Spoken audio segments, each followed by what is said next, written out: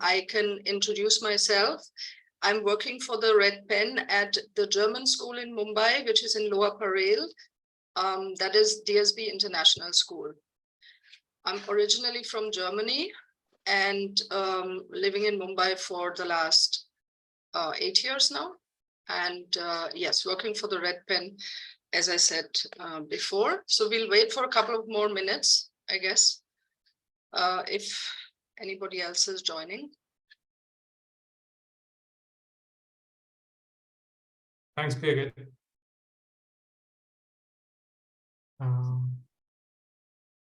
Okay, we'll just give it a couple of minutes. This is Nitya. Hi.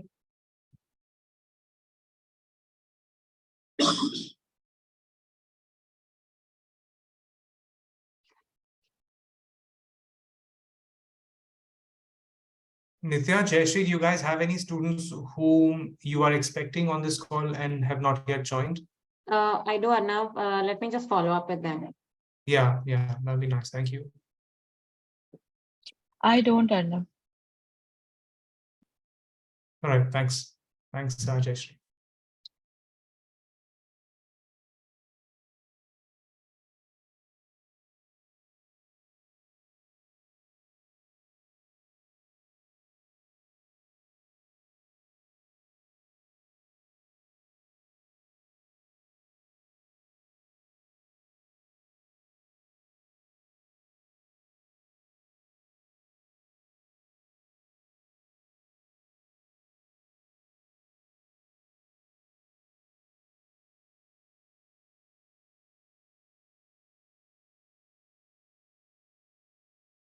Arnav, let me know when I should start.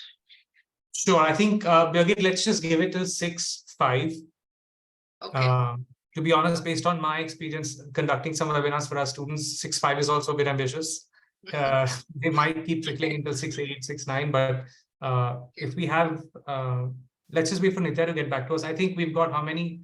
1, 2, 3, Nitya's 4, Jayashree's 5. So we've got 6 participants now. Yeah, let's just give it a few more minutes, Birgit, so that we make sure everyone. Sure, no problem. Yeah.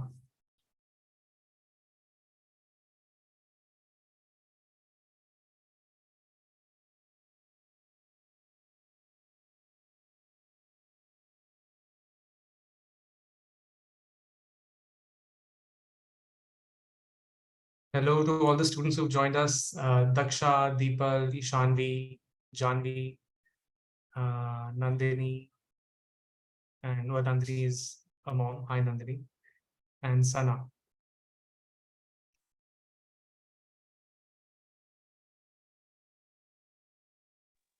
Hi, Arnav. This is Hema. I'm attending for Daksha. Oh, you're attending for Daksha. Okay, great. We have 2 moms on the call. Maybe there are more. Hi, this is Deepal. I'm attending for Anaya. Oh, wow. Yeah, our students have such thoughtful parents who are attending this webinar on their behalf. Great.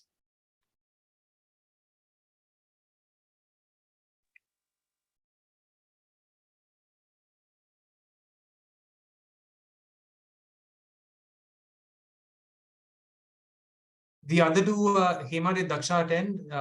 Or the other 3, the Monday, Tuesday, and Wednesday? Or Yes, Arnav. She was attending. We both were attending.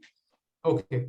Yes, but today she's just preparing for the next class that she has now. So Okay, no that's worries. why she wanted me to attend. Yeah. No problem. That's nice. Thank you so much. Thank you, Arnav.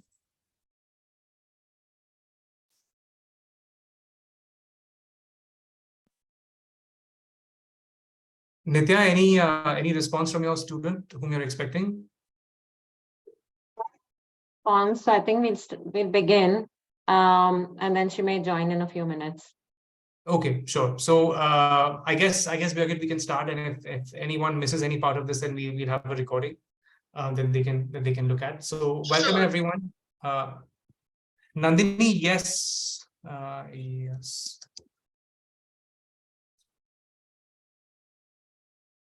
Yes, we are speaking. Yes, As everyone we else.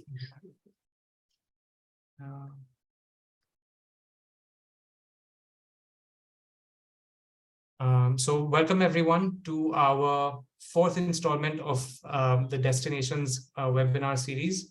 where Birgit Berry, our counselor, will be taking you through the undergraduate application process to European universities. I think she's introed herself already, so I won't repeat any of that. She's, I would say, the go-to person for everyone in the company for anything that is Europe education related. So she recently helped me a lot with questions about applications to Germany. So you really are getting the information from one of the best people that you could get it from. And hi, Kavita. And Hi. We hope you have a productive session. Birgit, thank you so much for conducting it. Please go ahead. Sure. Yeah. Sure. So yeah, as I said, for those who came a bit later, my name is Birgit. I'm with the Red Pen for 3 years. And I'm working at the German school in Mumbai, which is located in Lower Parel, DSB International School, and I'm the school counselor there as well. I would like to give you an overview over Europe, which is kind of a bit difficult because Europe is a big country and we don't have, one portal which you can use. So every country is different. Every country has different requirements and every country has different application portals and different deadlines. So I've taken out, you can say about a couple of countries and regions, if you can see my slide. I can do it for you. You are just snatch very quickly. I've taken out a couple of regions, most popular regions where Indian students go. And I will explain a little more about these regions. However, you will hear a lot of times from me, it depends. It depends on the university, it depends on the country, and it depends on a lot of things, whether on your nationality, for example.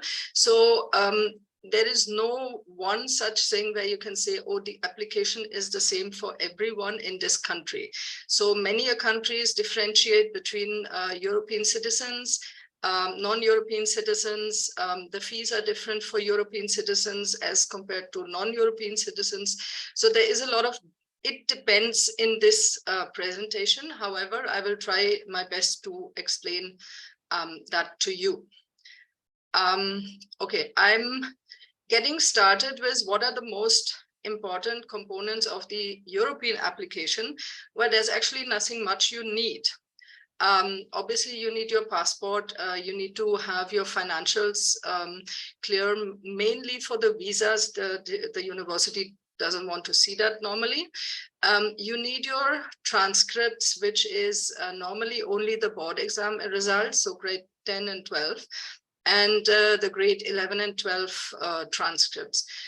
Usually European universities don't want to see predicted grades. They don't look at predicted grades and they give you admission only on final result, which means that yes, you have to apply before the final result comes out, but you will most likely hear back from them only after your board exams are out and after they know your final results in grade 12, whether it is a CBSE, an IB, an A-level or whatsoever. So something you can say about European universities is that you need to have a lot of patience and you need to wait till such time where everybody else has already left India and you're still waiting for admission because your A-level results come out in August and your university starts in October. So it takes actually a lot of time. Other components are motivation letter, and a CV is usually required. So European universities sometimes prefer the Europass CV, which is why I have kept the link here in this presentation. That's a CV format from the European Union. They have a web page and you can just generate that CV by entering your information onto this website and then download your document. The first country, or rather set of countries or regions I would like to talk about is Scandinavia. We have a couple of students going to Denmark last year and this year, not last year. So it is possible to get admission. Again, I have not had a student for Norway. I'm looking currently at Sweden because one of my students wants to go to Karolinska Institute. I know we had a student getting admission in Finland, but I haven't personally worked on this. I've just listed down a few popular universities for each of these countries, where you find courses taught in English. Especially Denmark, I know that they have reduced the number of courses, English taught courses drastically. A lot of universities who offered are not allowed to offer anymore, because in Denmark, everything is actually public university, and they follow the government rules. So if the government says, we don't want English taught bachelor courses anymore, then they have to kind of switch their courses to the Danish courses. So a couple of courses, universities which still teach is obviously the Copenhagen Business School, very selective business school in Copenhagen.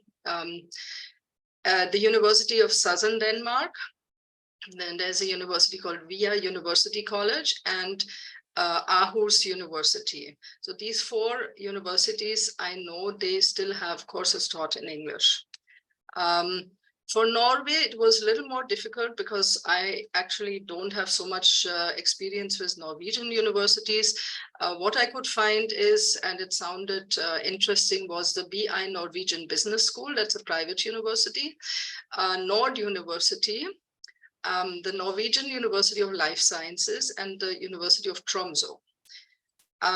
In Sweden, as I said, I have a student this year looking for Karolinska Institute. She wants to study biochemistry or pre-med, maybe in Sweden. She's a Polish citizen, so she's a student at my school and she's looking at Karolinska. Other than this, we have the Stockholm School of Economics, the Royal Institute of Technology, and Lund University.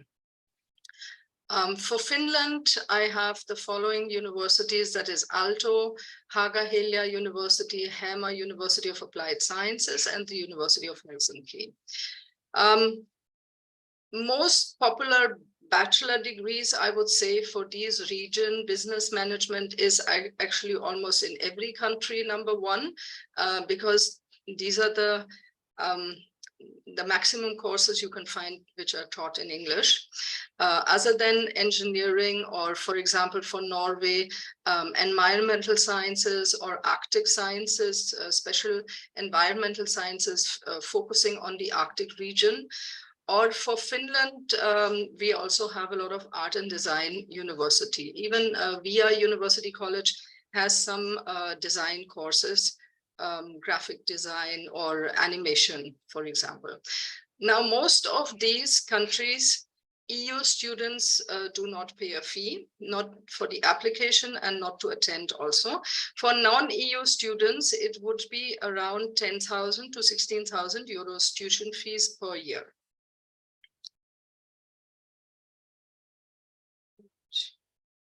Oops, sorry. So I'm coming to the application portal, which is again different for each country. Denmark, for example, you can apply at this portal called Optalgelse. It is a government portal. You can apply to maximum 8 bachelor degrees, and each course and university has different requirements, and they're all listed on their website.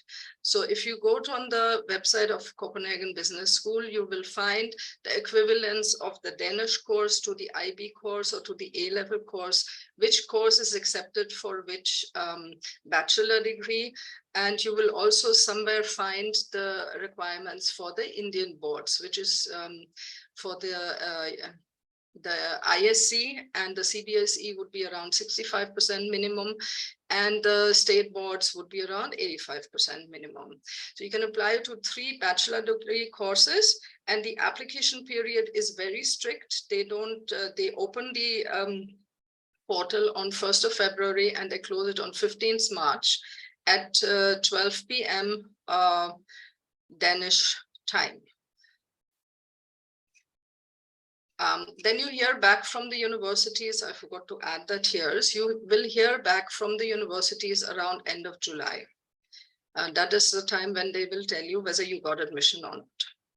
In Norway, it's a little different. You have a direct application and you have to look at each university and each course and see what is the what are the subject requirements and what is the how do you apply for this course and what do you need to apply for this course. All I found about Indian boards is that you usually need to study a bachelor degree in India for 1 year before you can get admission to a university in Norway. Application period opens on 1st November and closes on 1st December for non-EU students. A little bit about the English language proficiency. For international boards, usually not required. For Indian boards, you will need to do an IELTS or a TOEFL. Sweden, again, a government regulated portal, universityadmissions.se, where you can apply to a maximum of 8 bachelor degree courses. And again, each university, each course has different requirements, and they are all listed on the website for the course. Sweden has a little different system. They have rounds. So what they write is that all international students can apply in round 1 or in round 2. Now, round 2, if you are a non-EU student, you might not be considered because of the visa. So it is encouraged to apply for international students in round 1. However, you need your final board results to apply. So that means you need to wait for your board results. You apply 15th October to 15th January in round 1, which is the next academic year. You cannot study directly after you complete your board exam. You have to take a gap year and apply during the gap year. Because otherwise it is not possible in Sweden. The second round, only IB students can apply, IB and I think A-level students can apply, and only those who are EU citizens. So my student will apply in round 2 this year for the start in October. But this is not possible for Indian students. So if you have an Indian passport, then only round 1 you can apply. And that means you have to take a gap year because you need your final results. For Finland, it's again a little different. They might require the SAT, and they also accept A-levels, IB diploma, and Indian boards. You apply through this website called studyinfo.fi, and all international students, inclusive EU students, are applying between 1st October and 15th March. Applications can close earlier if the course is full. That's what they specially write. And the timelines, again, depend on the university and the courses. So there is nothing you can say about Finnish university. It all depends on the university. I'm going to the next set of countries now. If anybody has a question specifically about Scandinavia, then please, if you can ask now. Otherwise, we have a question and answer session at the end also, where you can ask questions about all of these countries. I'm assuming nobody has a question, so I'm going to the next slide. That is Ireland and Netherlands. So I know Ireland and Netherlands are a little more popular. Ireland has obviously a couple of popular universities: Trinity University, University College Dublin, Limerick, Galway, University College Cork, the National University of Ireland, Galway. And this year I have a student who joined Munster Technological University. And there is also Maynooth University. Popular bachelor degrees. So my student has joined Munster Technological University, and she's going to study graphic design there. Otherwise, popular bachelor degrees are business, of course, engineering, media communication is more in the Netherlands, I would say. Which brings me to the next one, Netherlands. So we have the popular research universities in Netherlands, which is the University of Amsterdam, the Erasmus University Rotterdam, University of Utrecht, Groningen, the Leiden University, Maastricht University, and then we have these two University of Applied Sciences, which are also quite popular, the Hague University of Applied Science and Willem de Koning Academy, which is an art school. Also in Netherlands, you have university colleges, which are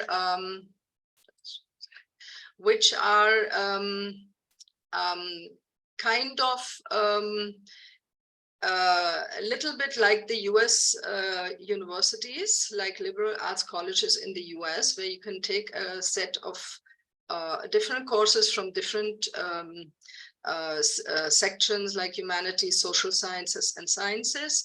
However, when you apply for the liberal arts colleges in Netherlands, you will have to decide usually for a major and a minor at the time of application, and I'm not very sure how flexible they are when you want to change it. So the most famous would be obviously Amsterdam University College, Erasmus University College, Leiden University College, and University College of Utrecht. The university colleges were established by the research universities to kind of respond more to the growing demand of more holistic type of education and not a very subject focused. Again, popular majors, for example, University of Amsterdam, you have media and communication, which is very popular, business management and economics, and also political sciences. University colleges, I would say also business, natural sciences like biochemistry, biotechnology, or biomedical, media communication, and also psychology. The cost is about 10 to 16,000 euro student tuition fees for non-EU students. Ireland has a kind of a little different system where they define your tuition fee status on residence. That means if you were residing in the EU for minimum 3 years before you start your bachelor degree, you pay less tuition fees, otherwise you pay more. So nationality has not much to do with it. So if you are like living in the EU, you are lucky that you get that you have to pay less. And we Europeans residing in India are also paying the international fees there itself. A little bit about the application. So for all international students in Ireland, you apply directly at the universities. The entry requirements are A levels are accepted, of course, IB diploma and IB certificates are accepted, and also the Indian boards. For English language proficiency, they might accept the IB English A. They might also accept the A level of English or literature. And else you have to do the IELTS, TOEFL, or for example, Pearson PTE. Each university has their own deadline, so there's nothing really fixed where you can say that, okay, this date I have to apply for Ireland. You have to look it up. We have to look up each course, each university, and see when is the application. For Netherlands is a little different. Netherlands, you apply on a website called StudiLink. StudiLink, you can apply to a maximum of 4 bachelor degree courses, and they have a system of something that is called the numerus fixus, where they have some bachelor course degree courses where you have a fixed number of places, for example, for psychology. And there the places are based on ranking. So they have a deadline on 15th January where you apply for this numerus fixus course. And after you submit all your documents and you do something which is called the matching process, most of the times they will then determine your rank. And according to the rank, they decide whether you get a place or not. And that comes out on the 15th of April. So on 15th of April, you will get to know whether you get a place at this course or not in the numerous fixes part. So if that is the case, you have only 2 weeks to accept the course. And if you don't accept the course in these 2 weeks, then it will automatically go to the next person who is in the ranking list, and your place is gone. So in numerous fixes, you have to be a little alert and be looking at the emails and expect the result and decide quickly on whether you want to accept the course or not. Other than this, usually the deadline for non-EU students is about 1st of April, and for EU students can be anywhere between 15th May, 30th May, or 15th June also. Any questions about Ireland or Netherlands? Yes, ma'am. Yep. Go ahead. So, ma'am, about numerous fixes, I did not understand one thing. So, you apply for 4 bachelor degrees. Out of that, you can choose 2 numerous fixes. Yes, that's right. And these 2 numerous fixes courses are basically fixed per person. That means that once you attempt this for 2 courses, you cannot apply even the next year. That's your selection attempt is gone then. So my son, for example, when he applied for International Business Administration at Amsterdam. So that was a numerous fixes. He did not get in, so 1 attempt is gone. It doesn't renew every year, so you have actually only 2 attempts to apply for these courses. So, numerous fixes are basically the priority courses that you want to apply to, right? No, numerous fixes are courses where they have a fixed number of places, but they have more applicants who apply for these courses. Typically very selective courses like psychology or even medicine are numerous fixes. Okay, so ma'am, it's there on the website, like Yes. which course Yes. in the university, which this is the numerous fixes course. So you Yes. apply under numerous fixes. Yes. Okay. So, for example, Erasmus University has 2 courses. One is International Business Administration.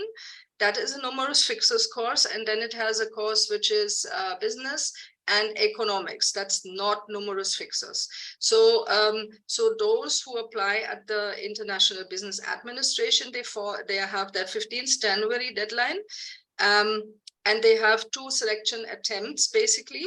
And the other course is open to till 1st of April for application, and is based on their kind of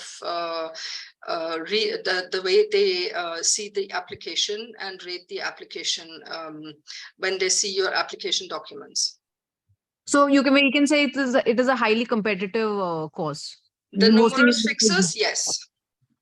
Yes. Okay. Okay, got it. Thank you, ma'am. Ma'am, I have a question. Yeah. So for Netherlands, is it, or even for Ireland, are these conditional offers, or are these Yes. based on your predictive scores? And how does that work? So they are normally based on the, yes, they are based on the predicted scores. Netherlands and also Ireland give conditional offers, and then you have to send your final results and they will confirm you. So my student who is at Munster Technological University had an offer, and her offer was she's going to study graphic design there, and her offer was 24 IB points, which is not too much. And luckily they don't write whether it's IB diploma, IB certificates. They just wrote 24 points in the IB. Yes, so after she fulfilled the criteria, we sent a transcript and she got the confirmation from the university. So most of these are conditional offers, yes. Thank you so much. The University of Amsterdam had something which they called IB pilot. Now that is most probably not applicable for all of you, but it was applicable for 2 of my students who have an EU passport. So all those subjects who are non-selective at the University of Amsterdam. So my student applied for media and communication, and another one applied for European studies. So they basically had to only enroll into the course, so which was a bit confusing, and the parents were really worried that we haven't heard anything, there's no offer or something.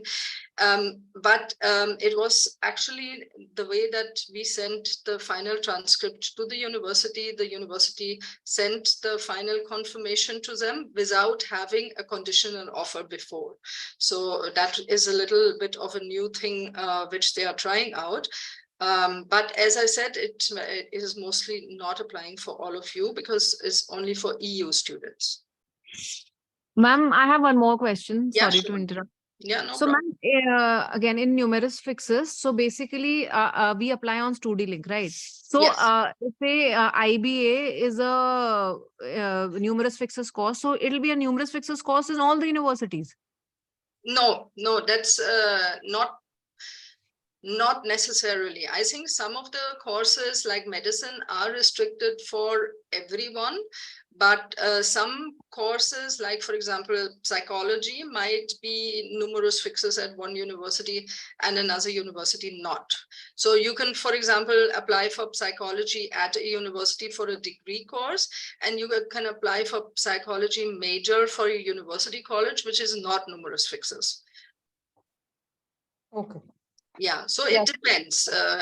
Each course has the requirements listed, the course number listed, and in StudyLink itself, where you select the course, it tells you whether it is numerous fixes or not. I have a question about Yeah. Netherlands. Do they offer MBBS course in English? Like Any? from any medicine course in English?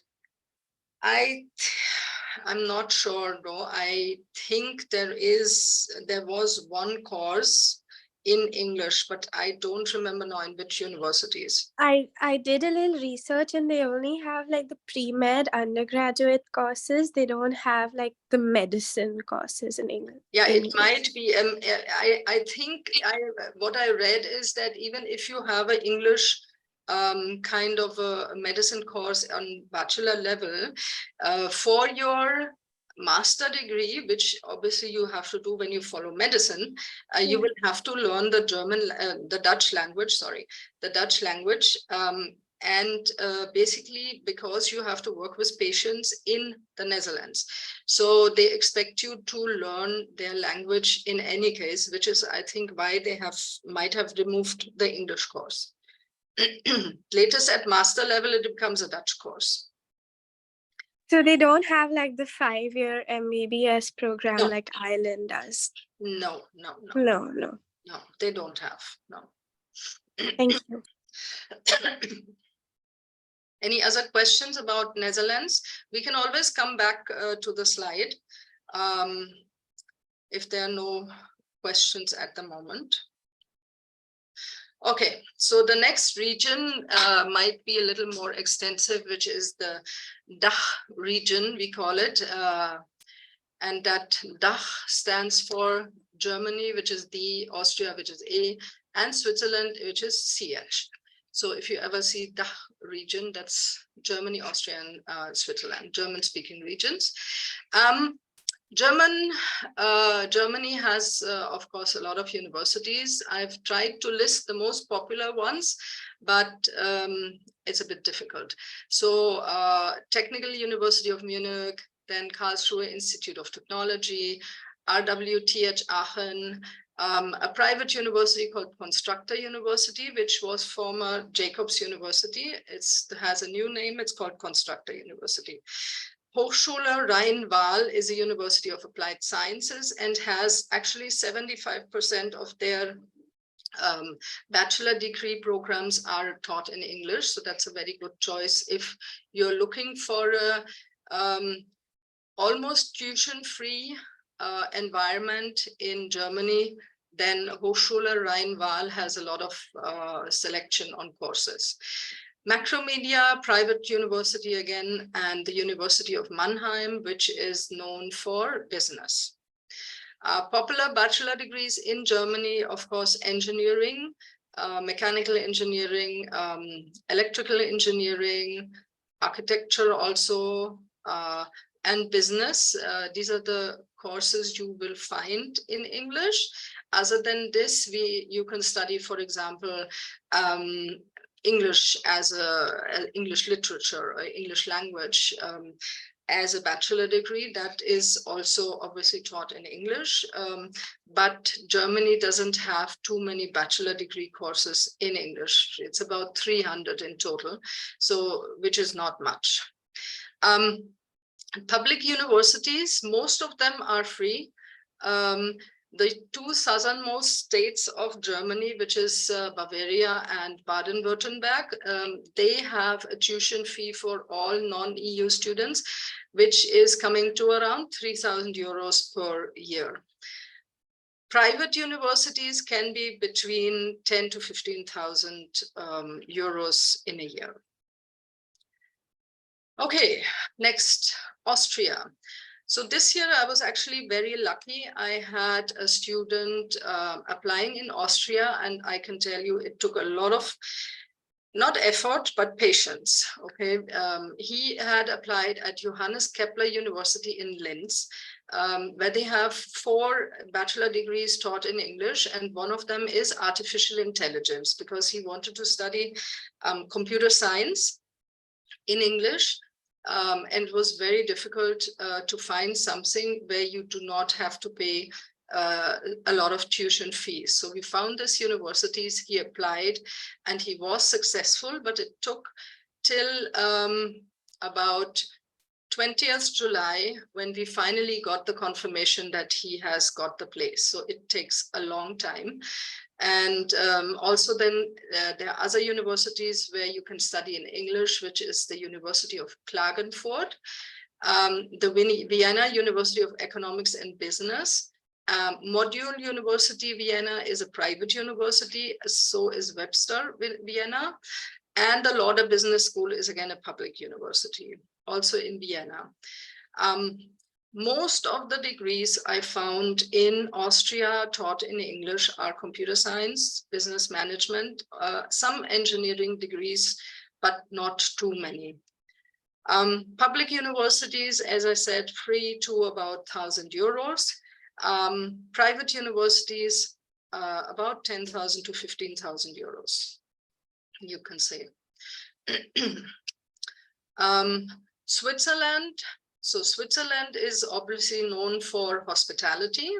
Hospitality universities like Les Roches, Glion, SHL, which is the German speaking public hotel Fachschule, the hospitality school, and the EHL, which is the French speaking hospitality school, the public one. And then some universities like ETH Zurich, or the University of St. Gallen, known for, of course, Zurich is known for generally for sciences and engineering, whereas St. Gallen is more known for business management. So as I said, popular bachelor degrees taught in English are hospitality and business management. Public universities are generally free to about 3,000 euros.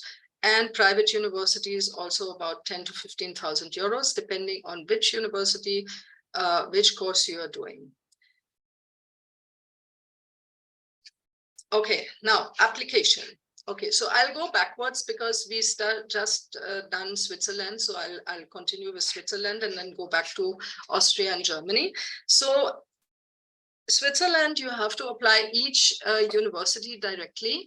And if you want to apply at any public universities, the one requirement is there, which is you need to have a C1 in German. For a C1 in German is required for all bachelor degrees at public research universities like ETH Zurich, because they do not teach any undergrad degrees in English. So you cannot study English, only in German, and you need the C1 in German. all the requirements are listed on this website here, swissuniversities.ch, and there are a lot of requirements. So for example, the ETH Zurich specifies exactly in the IB which subject you need to have to get direct admission without an entrance test to their university. And if you do not fulfill the subject criteria, then you have to do an entrance exam for which you actually have to take a gap year. So it's a bit complicated, and yeah, it needs a lot of preparation to kind of go for these kind of degrees. Otherwise, it's really difficult, especially at these high-ranked universities like ETH Zurich. Then specific to University of Applied Sciences, they do have some degree courses in English, a few, very few. But for those who want to study there, B2 in German is required for the German courses.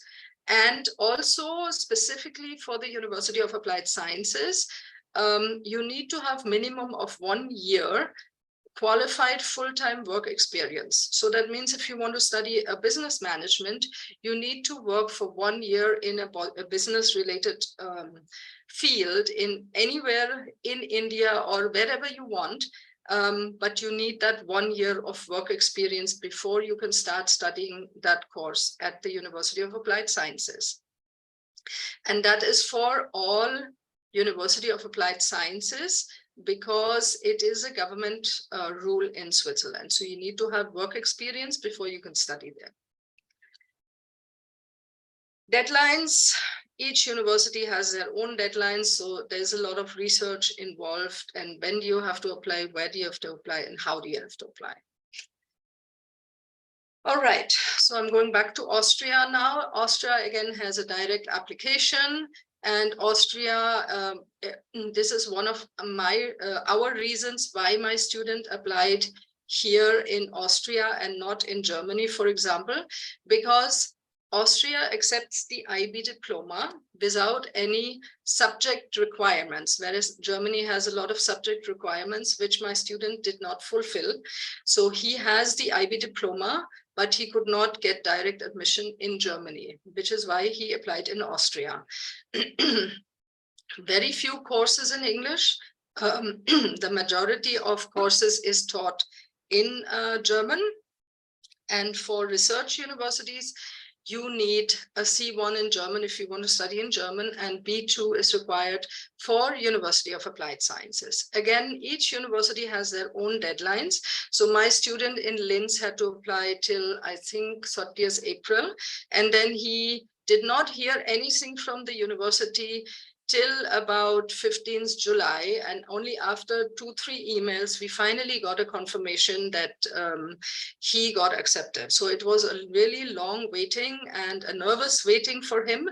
And the parents were also nervous. I fully understand that, but it seems the universities do not really understand this. So they just work at their own pace and at their own timelines. Going back to Germany, usually in Germany, the university application portal for non-EU students is UniAssist.de, and some of the universities accept direct application also. The entry requirements are usually A-levels with conditions, IB diploma with conditions, which I will have another slide about this a bit later. Indian boards, if you do CBSE, ISC, or HSC, you need to study 1 year in India before you can direct admission to, and you need to study the same course. So if you want to study engineering, you need to study engineering in India, and then you can access, get an admission to the German course of engineering, and you start again at the first year. You cannot join the second year. You have to start again from scratch. Public universities, for most of the universities, if you want to study in German, obviously C1, B2, German is required for most of them. And you usually need the final board exams, the result, to apply. In Germany, they have something which is called the VPD, which is called the preliminary document check. And that will be issued, basically, they will, after your board exam result is out, this letter of VPD will be issued. And with this letter, you apply at the university. So it's a bit complicated process also, but you have to get all your documents ready and apply by latest 30th April. All the documents have to be sent there for the VPD. And then with that VPD, 15th July is the regular application deadline. So it is a very tight schedule, especially when if you do IB. 5th July, the IB results come out, and then you have to literally hang on the telephone or on the email and inform this office Uni Assist that yes, my results are out, I need the VPD, because without this, you cannot apply. And sometimes, well, as it is Germany, they send you the VPD per post also sometimes. So it's very inconvenient. It takes very long sometimes, but yes, it can happen. It's not that it cannot happen, it can happen, but it takes a lot of patience and yeah, a lot of work. Any questions about Germany, Austria, Switzerland? Yes, ma'am. Yep. So, Please. ma'am, even for English taught programs, you need to pass C1 or B2 level in No. German. No. It's if it is fully English taught, then you don't need. But as I said, we have a very limited number of English taught courses. So if it is an English taught course in a fully English taught course, because some courses are, they start in English and then you have in the 2nd or 3rd year, they continue in German. So for that, sometimes they may need the C1 or the B2 as well.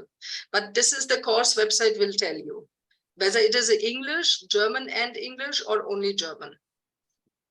Okay, ma'am. And ma'am, survival, like even if the kid gets into the English taught program, so does it become very difficult to survive in these countries as German is their dominant language?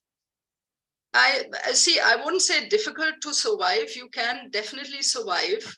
But obviously it would be recommended to learn, so have a certain base in the language before you move there, so that you know, you can kind of build on this base and learn more, you know. So the idea is that once you start studying in, for example, in Germany, that you learn enough German in these 3 years so that you can work there as well, right?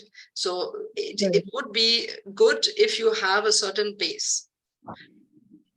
Okay, ma'am. Like an A2, for example, would be, it's not very difficult to reach that A2 level, but that will give you a little bit of a, you know, because it gets inconvenient, you know, because shopping, for example, everything is written in German on the packages. You need to be able to read it, you know. So that, like, for me also, when I'm going out in the market, sometimes I cannot read Hindi. I can speak some Hindi, but I can't really read it, you know. So for me, it's also difficult, you know, to kind of survive. Sometimes when I go in the market, I cannot really talk to the people because my Hindi is not on that level, you know. So it's kind of recommended that, yes, you should have a little bit of knowledge. Okay, ma'am. Thank you, ma'am. Yeah, well, just 1 second. Let me just switch on the light here. You can see me better now. All right. Anybody else a question? We can always come back to this slide because I think the time is running also. So a little bit about Spain, France, Czech Republic, and Hungary. I don't have too much on it, but a little bit on this and the next slide. So France, especially popular universities, Sciences Po, EDHEC Business School, Paris College of Art, the American University of Paris, or for example, Ketch Business School, which is in Marseille. Popular degrees would be international relations, that's specifically to Sciences Po, business management, of course, and fashion design. Paris obviously is known for fashion. Cost, depending on whether it's a public or a private university, would be between 500 and 20,000 euros tuition fees.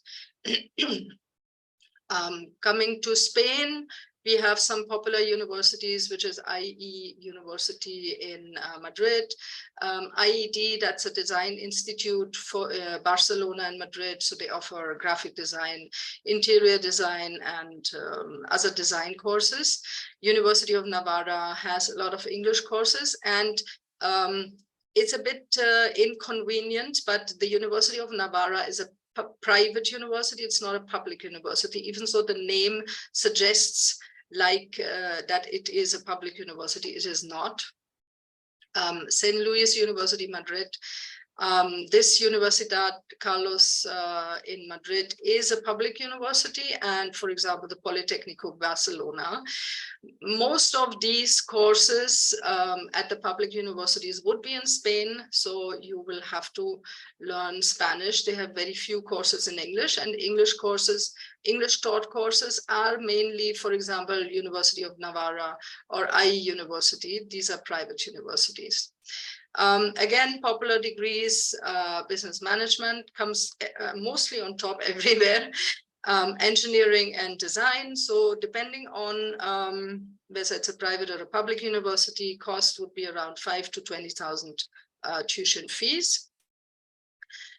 Czech Republic I've taken because of medicine. So medicine is very popular in Czech Republic, especially at Charles University. So the Charles University has different faculties for medicines, and a faculty means a hospital. So these were like different smaller universities which have become one big university, but the previous small university is now one faculty. So one faculty is one hospital. So if anybody is interested in medicine and you want to look at Charles University, you have to look for which diseases is this hospital known, so that you choose the right faculty where you want to apply. Not every faculty might be having all the different areas of medicine. Other than this, the University of New York in Prague is there, a private university, and there is also something like University of Chemistry and Technology. Obviously, popular bachelor degrees would be medicine. They have a design institute as well. They have graphic design or computer science as well. And or something, they must be having something with chemical engineering there at the University of Chemistry and Technology. Cost around 5,000 euros for a regular degree, and medicine, I just checked that before doing the presentation, is about 20 euros tuition fees, which is actually half the price of a UK degree. Then Hungary, I know a little bit about Hungary because I had my student who applied in Linz in Austria had Hungary on his list as well. And he applied at the University of Pécs. Unfortunately, he did not get in. He wanted to study computer science, so it's competitive, and they had an interview as well. So he didn't get in, but the course itself was very nice, and the cost was around, I think, 7,500 euros per year.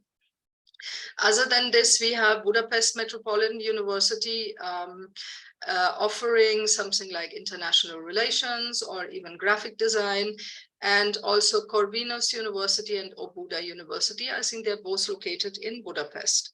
Popular bachelor degrees I found was computer science, some business management, and design was mainly at Budapest Metropolitan University. Cost between 5,000 and 9,000 euros tuition fees.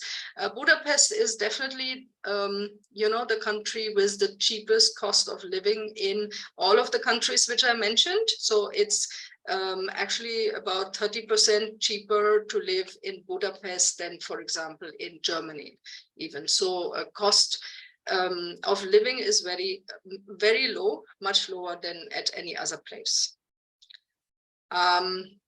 Any questions about this? Just one second. I'm just going about the applications now. So I'll start again from the back, Hungary. You have to apply directly at the university. IB A-levels, Indian boards are accepted. Some universities accept English A, for example, the University of Pécs, I think, was okay with that, but mostly you will need the IELTS and TOEFL. Each university has their own deadlines, so you need to literally do your research well. Even Czech Republic, direct application to the universities, especially for medicine.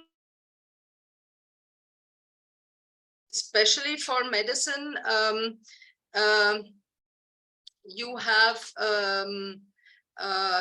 tests also conducted in India, entrance test. So the Charles University conducted medicine tests in April in New Delhi, entrance tests. So you can do that in India, else you can do it, I think, in Hong Kong, for example, or in Dubai, or maybe in Singapore.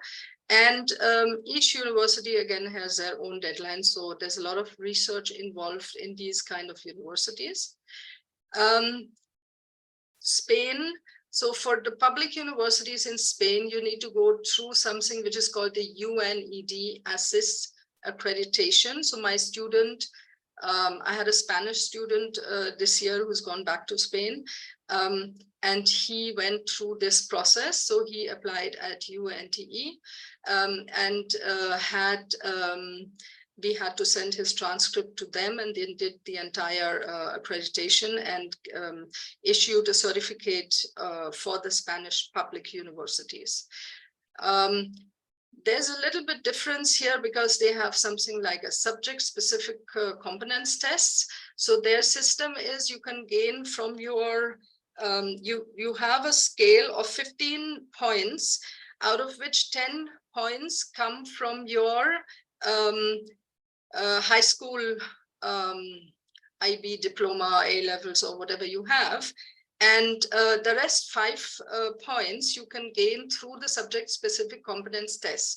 So if your score in the final exam is a little low, or you're expecting it to be a little low, you can enroll for these subject-specific competence tests and write them to increase your chances of getting admitted into a higher selective kind of subject or a bachelor degree.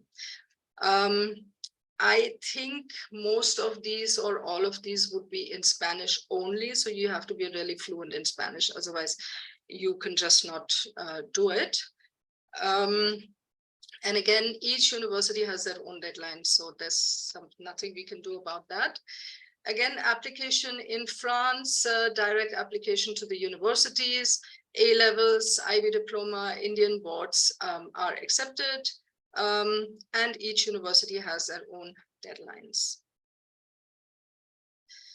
I have just made a little slide about IB diploma for direct admission because just wanted to highlight Germany as how complicated it is. So IB certificates, if anybody is going for IB certificates, you have mostly no chance to study in any of these countries. You need the IB diploma. IB diploma is a must because this is an accredited high school graduation in these countries by the governments. IB certificates are not considered a high school graduation, not even in India for that matter. India also doesn't accept that. So if you have only IB certificates, then only place you can study is in Ireland. So my student gained 24 points, but she didn't get the diploma and she could still study in Ireland because it was not mandatory to have the IB diploma. She just needed 24 points and it was not mentioned whether it's IB diploma or IB certificates. Now for Germany, it's a little complicated because for that you need to already know what you want to study and that you want to study in Germany when you select your IB courses. And between these courses, you have to have obviously a language A which can be SL or HL, you have to have a language B, and you cannot do a language ab initio. It's not possible. Then you cannot get a direct admission to German universities. So you have to have a language B, for example, French or Spanish, or even Hindi B is fine. Preferably it should be HL, not SL, if that's possible. You can have any maths course, it doesn't really matter, but some engineering degrees would be having a HL maths requirements. Humanities, social science, they accept not all of them, but they accept the most popular ones like business management, economics, history, geography is all accepted. You need to have a science, which is biology, chemistry, or physics. They don't accept any other science, no computer science, no design technology, no other science is accepted other than these three as a science component, and that can be SL or HL.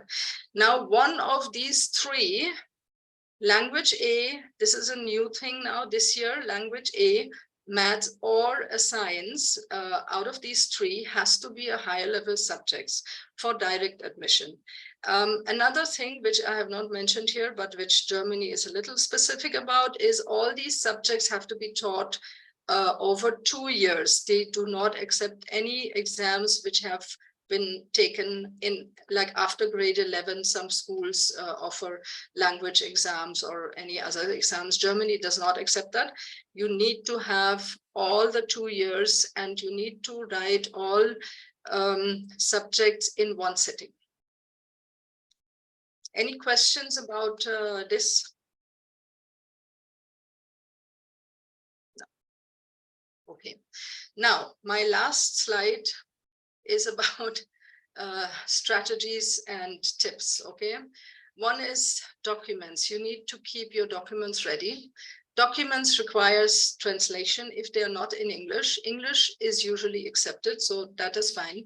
You need, sometimes you need board, especially for transcripts of board exam results, you usually require a certified copy. Now, what they consider a certified copy is usually written either on the university website or on the public where you apply the portal.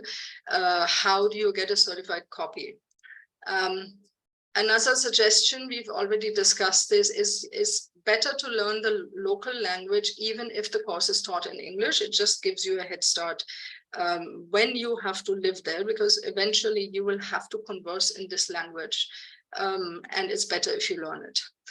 Of course, do your university research. I mean, that's where deadlines and application requirements, very important.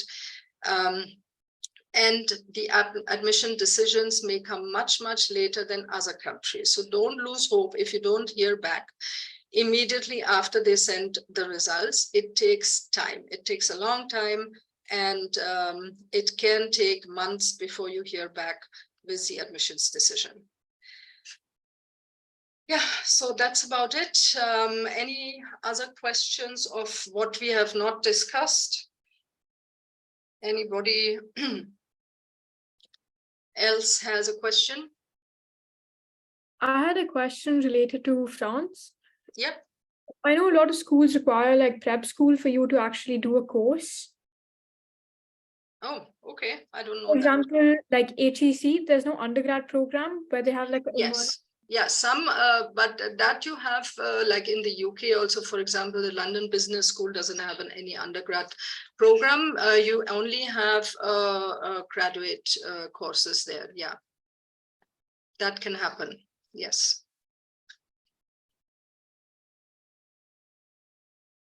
And for Kedge Business School in France, is that taught in English or in French?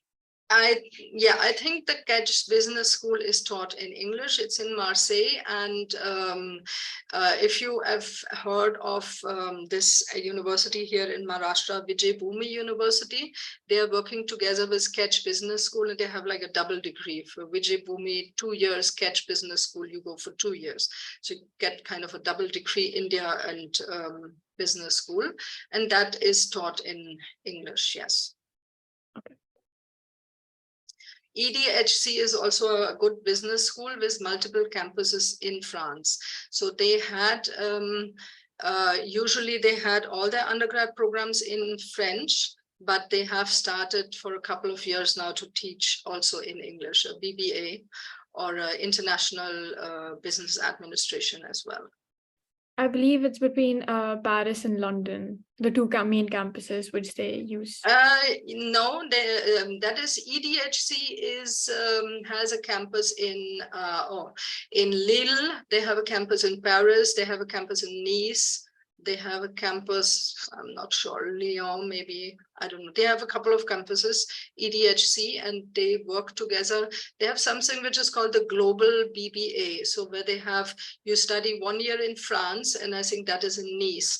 Then you study 1 year in Singapore at SMT, if I'm not mistaken. And then you study 1 year in the US, which is the UCLA extension. So that's called the Global BBA. Program for those who want to have global exposure and live in 3 different countries. Okay. Yeah, quite an interesting course, but till now my students did not opt for this because they say that, okay, when we want to go abroad, we want to stay at one place and not move around all the time. So it's a very personal choice. I personally liked this degree it gives you a good exposure to all 3 different countries. Yeah, ma'am, I have a question. Sure. So, ma'am, how long does it take to prepare for like C2 or I think C1 and level German or any other language? Yeah. Yeah, well, that is a good question. So in our school, we obviously teach German, and German is mandatory. So anybody who joins DSB and grade 6 and higher has to take German, most of them. And usually these kids don't reach the C1. Okay, so it really takes a lot of time. What they can do is they can reach the B2, and then you take another, I would say, 6 months to kind of intensive German to reach the C1 level at least. Yeah, so once you reach the B1 is pretty easy. So B1 is like IGCSE German, or IB German. BSL is like the B1 or something. And then, you know, at least 6 months for each next level you will need. And the best is if you do it in Germany, because then additional exposure, and you have to talk in German all the time, because if you do it in India, you will continue talking in English all the time, and then you will forget, you know, the vocabulary. It becomes difficult. It is possible, but it's difficult, I feel. So, ma'am, if my child wants to apply to Germany, so he has to finish B2 here and then go and then move to C1 there. No, no, you don't have to, but I feel it is better if you do the language course in the country itself, because that will give you day-to-day exposure to the language as well. You know, because everybody will be there to talk in German. So it will give you a little better exposure. You don't have to do it, but for the sake of learning it better, I think it's better to learn it there. Okay.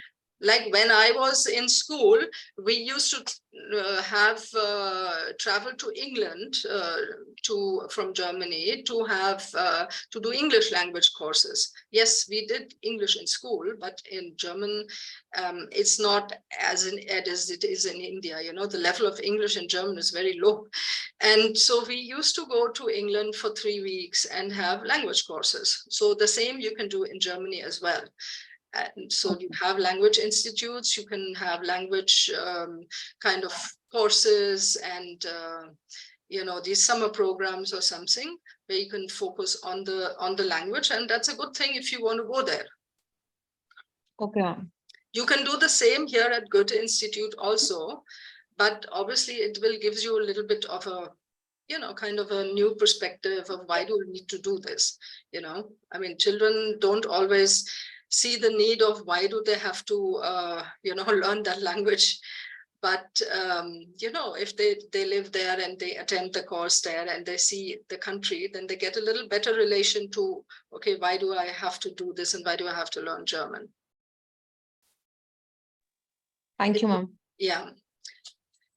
Any other questions about any of these places, countries? Any country I have not mentioned, then for next time I can mention that also. Hi, this is Mama Daksha.